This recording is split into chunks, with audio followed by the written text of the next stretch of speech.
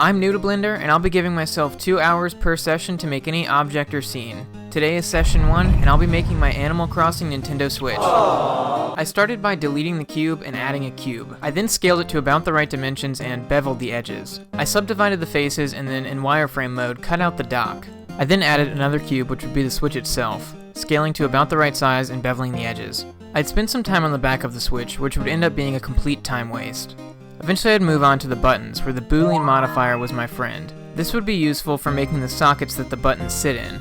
I'd repeat this step for most of the other buttons, as well as a few other small parts around the Switch. I realized that 2 hours was fast approaching and tried to texture as fast as I could, but it wasn't quite enough. It took about 40 more minutes for me to get a halfway decent looking texture. I think this is because I didn't do a good enough job separating objects and subdividing faces. I added some composite effects, and here's the final render.